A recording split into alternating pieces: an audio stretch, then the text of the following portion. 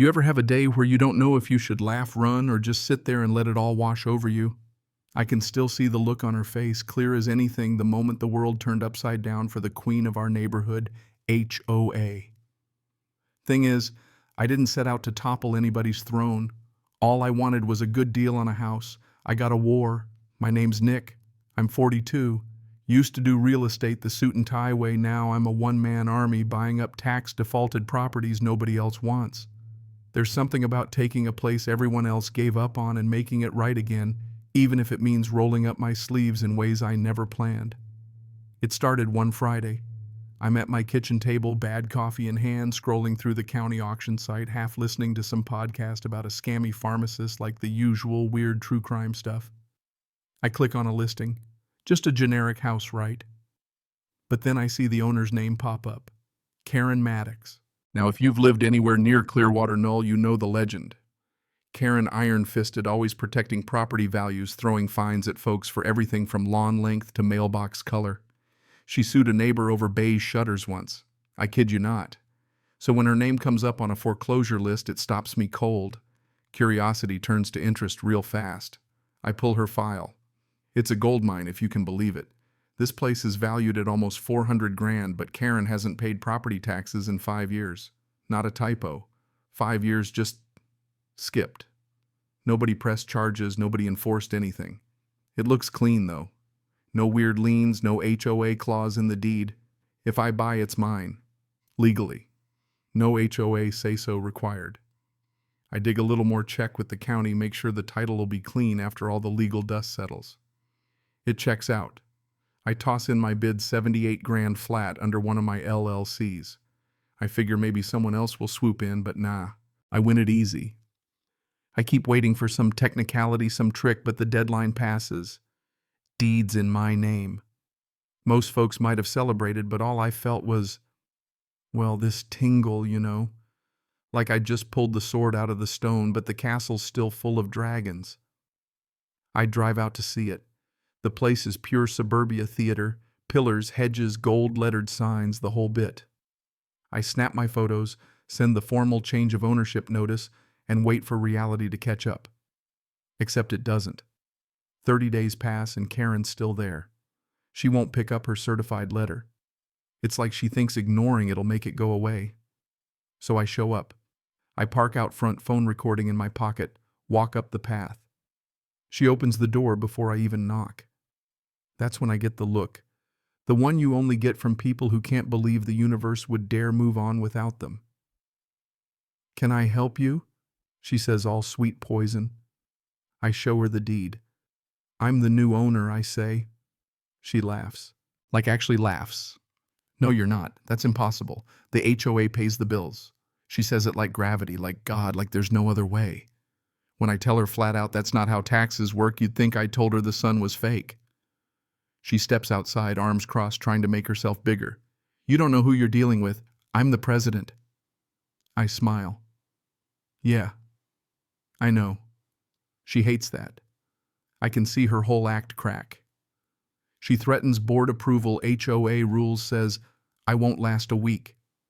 I tell her I don't need her approval, that she's the one trespassing now. Her voice drops cold as January. "You'll never set foot inside." And I walk away knowing this isn't over. It's just starting. 3 days later, the HOA mails me a packet the size of a phone book. Inside is some new emergency rule: no property transfers without board approval, effective a week before the auction. Like they could reach back in time and unsell me the house. They even banned me from the premises officially. I call their office. A chipper assistant answers. Sherry, bless her heart, she doesn't know what she's gotten into. She tells me the board voted to protect the community. I tell her straight, you can't change the past just because you're scared of the future.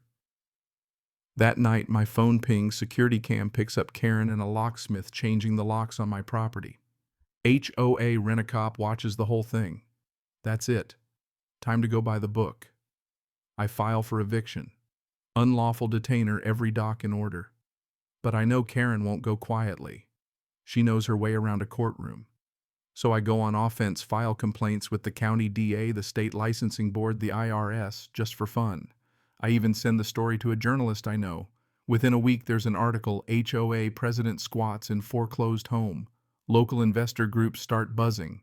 A week later, someone emails me, check the 2019 HOA audit, it's missing pages. Attached is a financial report redacted and scribbled on. Something's rotten here. I ask for all the records in person this time. Sherry tries to stall, but I make it clear I'll subpoena if I have to. At a local investor meeting, I mention the HOA mess. Folks light up, turns out everybody's got a Karen story or knows someone who does. Next thing I know, the HOA's lawyer accuses me of reputational sabotage and financial terrorism. I frame the letter. Some people buy souvenirs. I collect threats. Court day comes.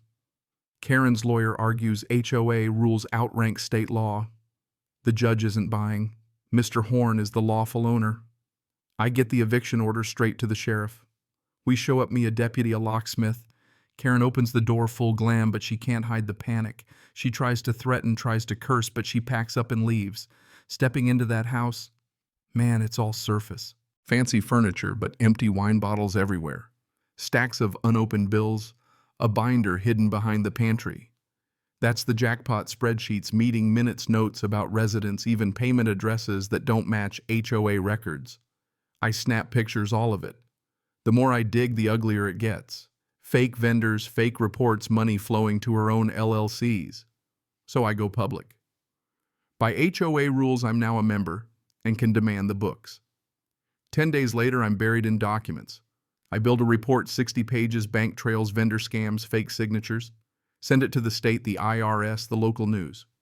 And I call for an emergency HOA meeting, knock on doors, post notices, talk to neighbors. The clubhouse is packed, sweaty, tense. Nobody sure what'll happen. I lay it all out, fraud, theft, the whole story. People are shocked, furious.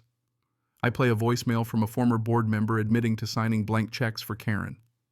The room explodes. We vote to suspend the board, start a forensic audit.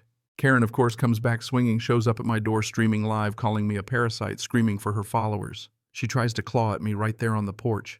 The sheriff comes. Security footage, Facebook Live. They all see the truth. She gets cuffed, screaming it's all a setup. Within hours, the news breaks. By morning, every neighbor knows. Her mugshot's on TV. The state launches an audit, freezes the HOA's fund, subpoenas land like rain. Residents testify, evidence piles up, 200 grand missing, forged everything, kickbacks, threats. She tries to plead misunderstanding. Nobody buys it. The charges come down: wire fraud, mail fraud, tax evasion, embezzlement. The DA wants restitution, not just jail. Karen finally breaks, pleads out 9 years, $250,000 in fines, half to the IRS, half to the HOA trust. The HOA gets dissolved. The assets are split among the homeowners. I sell the house, turn a good profit, start a foundation to help others fight back.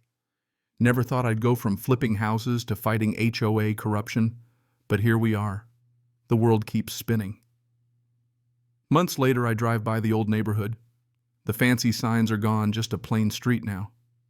Karen's house is replaced by a little ranch hand-carved sign, no HOA. Free people live here. I talk to the new owner. He built the sign himself, wants nothing but peace. We chat for a minute, he offers me a beer. No permits required, he jokes. I smile, drive away. See, some fights aren't about houses or bylaws. They're about dignity. And sometimes the only real applause you need is silence. But let me ask you, where do you draw the line between protecting a community and protecting someone's right to their own home? Ever tangled with power so stubborn it had burned down the whole block before giving in? Drop your story in the comments or tell me where you stand. Because out here, sometimes the smallest fight means the most.